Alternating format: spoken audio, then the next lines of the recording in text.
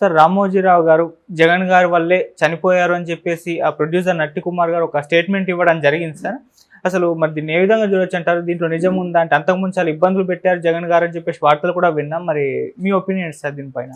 రామోజీరావు చనిపోయిన తర్వాత రకరకాల స్పందనలు వస్తున్నాయి. మ్యాక్సిమం కూడా రామోజీరావుకి నివాళులు అర్పించడం, రామోజీరావు చేసిన వివిధ రంగాలకు చేసిన సేవల్ని తలుచుకోవడం, లేకపోతే ఆ సేవల గురించి గొప్పగా చెప్పుకోవడం, ఇది ఎక్కువ జరుగుతుంది.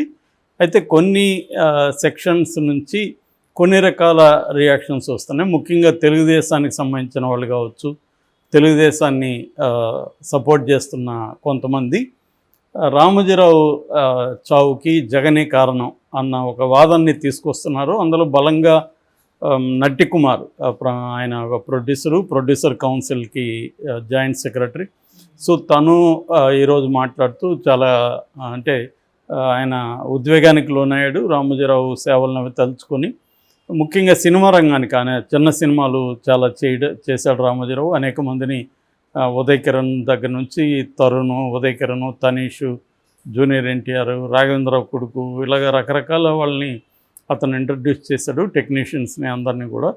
ఇట్లాంటి విషయాలంతా అతను తలుచుకొని మాట్లాడుతూ ఒక కామెంట్ ఏం చేశాడంటే, జగన్ వల్లే ఈయన చనిపోయాడు, జగన్ పెట్టిన బాధల వల్ల మనస్తాపానికి గురై చనిపోయాడని చెప్పాడు. యాక్చువల్గా ఆయనకి 88 చనిపోయిన ఈ టైంకి 87 కంప్లీట్ అయిపోయి 88లోకి వచ్చింది. సో 88 అంటేనే సహజంగా అది ఆల్మోస్ట్ 90 వేసుకుంటే మనం ఒక రకమైన సంపూర్ణ జీవితాన్ని ఆయన జీవించాడు. అయితే జగన్ కారణం అంటే ఆయనకు ఆల్రెడీ క్యాన్సర్ పేషెంట్, ఆయన ఎప్పటి నుంచో ఆయనకి హెల్త్ ఇష్యూస్ ఉండే అవకాశాలు ఉన్నాయి. సో ఇప్పుడు కూడా ఆయనకి ముఖ్యంగా హార్ట్ ప్రాబ్లం వచ్చిందని 5వ తేదీన హాస్పిటల్కి తీసుకెళ్లారని, 3 రోజులు హాస్పిటల్లో ఉండి నిన్న వెంటిలేటర్తో ఆర్టిఫిషియల్గా ఆయనకి శ్వాసని ట్రై చేశారు, బట్ ఫెయిల్ అయిందనేది చెప్తున్నారు.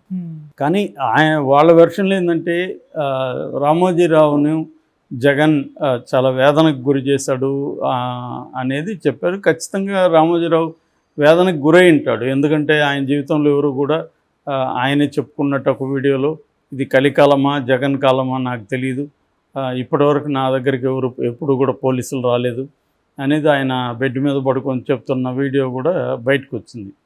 అంటే జగన్ ఖచ్చితంగా ఆయన ఇబ్బంది పెట్టాడు, నో డౌట్. కానీ ఇబ్బంది పెట్టచ్చా లేదా అంటే, ఎవరు ఒకవేళ నేరం చేసి ఆయన పెద్దోడైతే, లేకపోతే చట్ట ఉల్లంఘన చేసి ఆయన చాలా ప్రముఖుడైతే, లేకపోతే ఏజ్ ఎక్కువ అయింటే వాళ్ళ జోలికి వెళ్ళకూడదా అంటే అది వేరే చర్చ.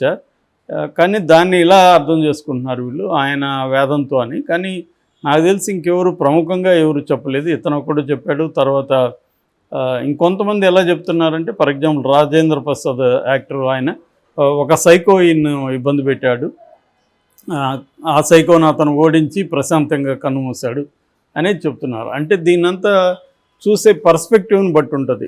అంటే జగన్ వ్యతిరేకులకేమో రామోజీరావుని జగన్ అనే ఒక సైకో ఇబ్బంది పెట్టాడని, రామోజీరావుని విమర్శించేవాళ్ళేమో జగన్ ఒక హీరో, రామోజీరావుని కూడా టచ్ చేశాడు, ఆయన ఎవరు టచ్ చేయలేకపోయారు, మహామహా సీఎంలందరూ కూడా ఆయనకి తలం చేస్తే ఒక జగనే ధైర్యంగా ఢీకొన్నాడు అనేది చెప్పారు. మనకి ఉండవల్లి చెప్పింది కానీ చూస్తే, ఉండవల్లి చెప్తున్న పాయింట్ ఒకటే, రామోజీరావు మీద నాకేం పర్సనల్గా గ్రడ్జిగానే ఏమి లేదు, బట్ అంత పెద్దోళ్ళే తప్పు చేసి తప్పించుకుంటే చట్టం ముందు ఇంకా చట్టానికి ఏం వాల్యూ ఉంటుంది అనేది ఆయన మాట్లాడింది. ఆయన క్లియర్గా మార్గదర్శి ఫైనాన్సర్ అనే సంస్థ ఒక హిందూ అవిభాజ్య, హిందూ అన్డివైడెడ్ ఫ్యామిలీ కింద రిజిస్టర్ అయిన సంస్థ.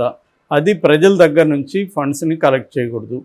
సో అందువల్ల ఆయన తప్పు చేశాడు, చట్టం ఉల్లంఘన చేశాడు అనేది ఆయన కామెంటు. ఆ కేసులో కూడా జగన్ ఇంప్లీడ్ అయ్యాడు తర్వాత కాలంలో. యాక్చువల్గా ఆ కేసుని ఉమ్మడి హైకోర్టు, ఉమ్మడి రాష్ట్ర హైకోర్టు చివరి రోజు కొట్టేశారు. మళ్ళీ ఆయన పట్టు వదలకుండా సుప్రీంకోర్టుకి వెళ్ళాడు. తర్వాత జగన్ కూడా 2022లో ఇంప్లీడ్ అయ్యాడు. అది జరుగుతుంది. ఫైనల్గా అది సుప్రీంకోర్టు కూడా వాదంతో ఏకీభవించి ఆ ఫండ్ అంతా రిటర్న్ చేయమంది, వీళ్ళు రిటర్న్ కూడా చేసేసారు.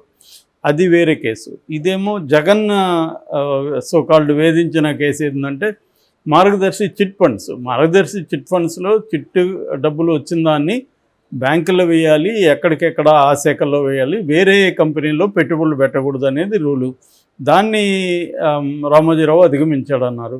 మరి అధిగమించినప్పుడు అధిగమించలేదని ఆయన కోర్టులో నిరూపించుకోవాలి. అదే వేరే వాళ్ళనైతేమో నువ్వు కోర్టులో నిరూపించుకోమంటారు వీళ్ళందరూ. ఇప్పుడు ఇదే నటికుమార్ వర్మ రామ్ గోపాల్ వర్మ మీద కేసు పెట్టినప్పుడు ఆయన ఏం మాట్లాడాడు? సో ఎవరైనా చట్ట ఉల్లంఘన చేస్తే అది కోర్టుల ద్వారా తేలాలి, అంతేగాని నన్ను వేధిస్తున్నాడు అంటే ఎలాగా? మరి జగన్ మీద కూడా కేసులు ఉన్నాయి, జగన్ కూడా నేరం చేయలేదని జగన్ చెప్తున్నాడు. జగన్ని కూడా ప్రూవ్ కాకుండానే 1.5 year జైల్లో పెట్టారు. సో ఇవన్నీ ఇప్పుడు మనకు కవిత ఫర్ ఎగ్జాంపుల్ లేటెస్ట్గా కవిత నేరం చేసిందో లేదో తెలియదు, కానీ జైల్లో ఉంది. సో వాళ్ళు కోర్టుల ద్వారా తీర్చుకోవాలి. ఇవన్నీ ఏంటంటే ఓవరాల్ పొలిటికల్ సెటప్లో మరి రామోజీరావు ఓన్లీ వ్యాపారాలు చేసుకోవడం, జర్నలిజం వరకు పరిమితం కాలేదు కదా. ఆయన కూడా రాజకీయాల్లోకి వెళ్ళాడు. ఒకరి వైపు తీసుకొని ఆయన ఇంకొకరిని పడగొట్టడానికి ఆయన ప్రయత్నించినప్పుడు అవతల వాళ్ళు ఎందుకు గమ్మున ఉండాలి? ఎందుకు గమ్మున ఉంటారు ఎవరైనా? సో ఇప్పుడు రామోజీరావు ఫస్ట్ ఎన్టీఆర్ వైపు నుంచి కాంగ్రెస్ని దెబ్బతీయడానికి ఆయన జర్నలిజాన్ని దాటి బయటికి వెళ్ళి పనిచేస్తాడు కదా ఆయన. అట్లాగే మళ్ళీ అదే ఎన్టీఆర్ని పడగొట్టడానికి కూడా ఆయన అదే పద్ధతిలో చేశాడు. ఆ తర్వాత చంద్రబాబు తరపున రాజశేఖర రెడ్డిని దెబ్బతీయడానికి కూడా అదే పద్ధతులు చేశాడు. దాంతో రాజశేఖర రెడ్డి నన్ను దెబ్బ కొడుతున్నప్పుడు నేనెందుకు సైలెంట్గా దెబ్బతింటూ ఉండాలి, నేనెందుకు ఎదిరించకూడదు అని ఆయన, నువ్వు అందరికీ నీతులు చెప్పే గురువింద నువ్వు చట్టాన్ని ఉల్లంఘించవచ్చా అనేది రాజశేఖర రెడ్డి ప్రశ్నించాడు. సో దీంట్లో ఎవడి తప్పు ఎవడి తప్పు అని మనం ఎలా నిర్ణయిస్తాం? సో కాబట్టి రామోజీరావు ఏదో ఆయన పాటికి ఆయన వ్యాపారాలు చేసుకుంటూ సోకాల్డ్ కళా సాహిత్య జర్నలిజం రంగాలకి సేవకే కన్ఫర్మ్ అయింటే అది వేరే పరిస్థితి. ఆయన ఒక వ్యాపారస్తుడిగా ఒక ఫర్మ్ పెట్టినప్పుడు ఖచ్చితంగా చట్టాలు, ఈ దేశంలో చట్టాలు అందరికీ వర్తిస్తాయి, చట్టం ముందు అందరూ సమానులే. రెండవది, వీళ్ళు ఎందుకు జగన్ కానీ రాజశేఖర రెడ్డి కానీ ఎందుకు చేశారు? వాళ్ళని తను దెబ్బతీయడానికి ట్రై చేస్తేనే కదా వాళ్ళు రివర్స్ చేసింది. అది ఒక రకంగా వాళ్ళు దాని ఏమంటారు, తమ సేఫ్ గార్డ్కి, తన సెక్యూరిటీ కోసం, సెల్ఫ్ ప్రొటెక్షన్ కోసమే వాళ్ళు రిటార్ట్ అయ్యారు. It is a form of defence in the form of offence. అది అఫెన్స్ రూపంలో ఉండే డిఫెన్స్. అది అంటే నువ్వు నా జోలికి వచ్చి నన్ను ఓడించడానికి ట్రై చేసినప్పుడు నేను కూడా నీ జోలికి వస్తా కదా, నా శక్తి మేరకు వస్తాను. అలాగే వచ్చాడు. దాంతో ఇప్పుడు అతను రాకూడదు, అతను వస్తే సైకో, ఇతను వెళ్తే సైకో కాదా? ఇతను ఎందుకు వెళ్ళాడు మరి అట్లా? కాబట్టి ఇక్కడ ఏంటంటే ఈయన చెప్పిన దాంట్లో ఈయన తెలుగుదేశం వ్యక్తి నటికుమారు కాబట్టి ఆయన అలా మాట్లాడడంలో పెద్ద ఆశ్చర్యం ఏం లేదు. కానీ ఆబ్జెక్టివ్గా చూసినప్పుడు రామోజీరావు కూడా జగన్ జోలికి వెళ్ళాడు, జగన్ రామోజీరావు జోలికి వచ్చాడు. మళ్ళీ జగన్ని దెబ్బతీయడానికి మరి ఈ గత 2-3 ఏళ్లలో అసలు వేరే న్యూస్ ఏమన్నా చూసామా? ఈనాడులో ఎంతసేపటికి 99% న్యూస్ జగన్ని విమర్శించడమే కదా. కాబట్టి ఇక్కడ ఏంటంటే నేను గతంలో కూడా అనేకసార్లు చెప్పాను, ఇది ఒక వార్ఫేర్ లాంటిది. ఎలక్షన్లు కానీ లేకపోతే రాజకీయాలు, ఈ రాజకీయాల్లో నువ్వు ఎవరి వైపు ఉంటే, నువ్వు నా వైపు ఉంటేమో నేను వాళ్ళని హీరో అంటాను, అవతల వైపు ఉండే వాళ్ళని విలన్ అంటాము. అలాగే ఇక్కడ కూడా నటికుమార్ క్లియర్గా తెలుగుదేశం వైపు ఉన్నాడు కాబట్టి జగన్ విలన్లాగా, సైకోలాగా, ఇంకోటిలాగా కనబడతారు. జగన్ వైపు ఉండే వాళ్ళకి రామోజీరావు కూడా అలాగే కనబడ్డాడు. సో ఈరోజు కామెంట్లు చూస్తే చాలా కామెంట్లు మన యూట్యూబ్ వీడియోల కింద జగన్ని సపోర్ట్ చేసేవాళ్ళేమో రామోజీరావుని గురించి నెగిటివ్ కామెంట్స్ పెడుతున్నారు విపరీతంగా, జగన్కి వ్యతిరేకంగా ఉండేవాళ్ళేమో జగన్ మీద నెగిటివ్ కామెంట్స్ పెడుతున్నారు. సో అందువల్ల అది అర్థం చేసుకోవాలి తప్ప ఆయన ఏదో యువకుడుగా ఉండవు ఇంకోటో 60-70 ఏళ్ళకి జగన్ పెట్టిన టార్చర్ వల్ల ఏమన్నా జరుగుంటే అయ్యి ఉండే. నిజానికి ఆయన జగన్ ఓడించాడు కదా, హ్యాపీగా ఇంకా బతుకుండాలి కదా మరి ఆ రకంగా తీసుకున్నప్పుడు.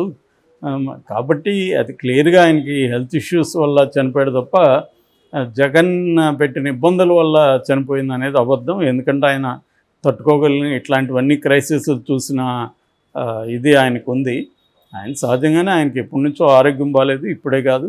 సో అది కొంత తీవ్రత దాల్చింది.